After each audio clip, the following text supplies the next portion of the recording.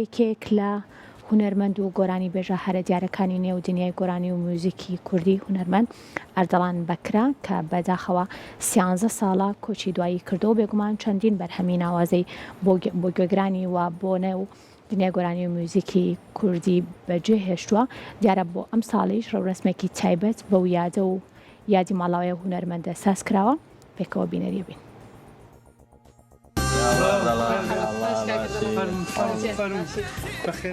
13 ساڵ تێپەڕ دەبێت بەسەر کۆچی دوایی هونەرمەندی گەورە ئەردەلان بەکر.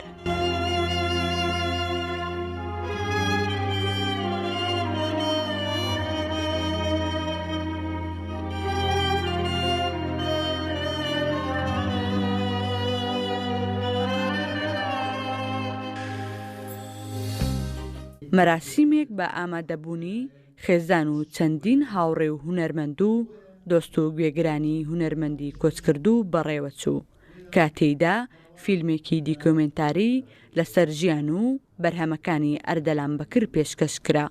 وەکو هونەرمەندێک دەتوانم بڵێم مەدرسەیەکە چکە ئەردەلان بەکر هونەری ڕەسەنی هەولێری لەگە کە کوردەواریە کە کوردیە زندوو کردەوە لە هەولێر هونەری ڕەسەنی کوردی هەولێری مردبوو بەڕاستی زۆر بێگانە هەوبەی خۆیانی دەزانین لەبەرەوەی ئەوانەی هونەریان خزمەتی هونەریان دەکرد لەو خەڵکی شار نەبوون نان دەتوانی هونەری شارەکە زیندووکەنەوە ئەردەلان بەکر یەک لەوانە بکەوە هونەری شارەکەی زیندوو کردەوە. لەگەڵ سەرەتای گەڵاڕێزانی پاییز زۆر بەداخەوە کە گەڵایەکی ڕەنجینی بواری مۆسیقا و گۆرانی کوردی کەوتە خوارەوە هەرچەندە لە تەمەنێکی زۆر لا بوو.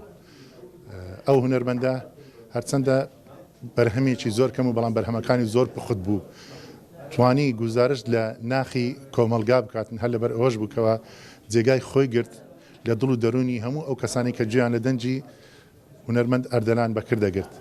ئەردەلان بەکر خاوەنی چەندین بەرهەمی گۆرانیە و لە ساڵی 1986 یەکەم بەرهەمی خۆی بڵاو کردەوە و لە تەمەنی هونەریدا توانیوێتی 5 ئەلبومی گۆرانی بەرهەم بهێنێت.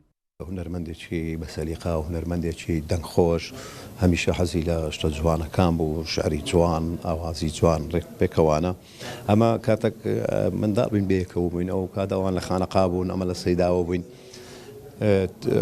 سەر و تیپمان پێکی نابوو تیپەکەی من تیپی گەرمیان بوو تیپەکەویش لە تیپی خەیان بوو ئەو کاتە ئیشی دەکرد لەگەر زیادتەنیا و چەند برادێکی دیکە ئەوانە بەشداری ئاهەنگەکان و هەفلەکانمان دەکردی تاوەی دەهاتە تا ئەو ڕۆیشتیش چۆ ئەوروپا ئەوانە ئەردەلان کوڕێکی دەنگخۆش بوو کوڕێکی زۆر بەڕێز بوو ئینسانێکی زۆر قسە خۆش وەکو خۆمان نوکتەچی حەزی لەو شتانە هەبوو.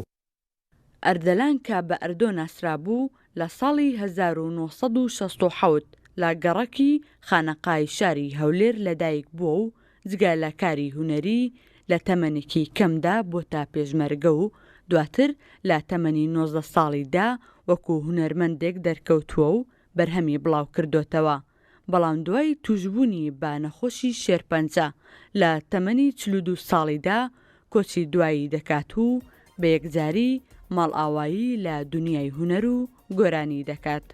سۆلین حەسەن کەناڵی کورسات هەولێر.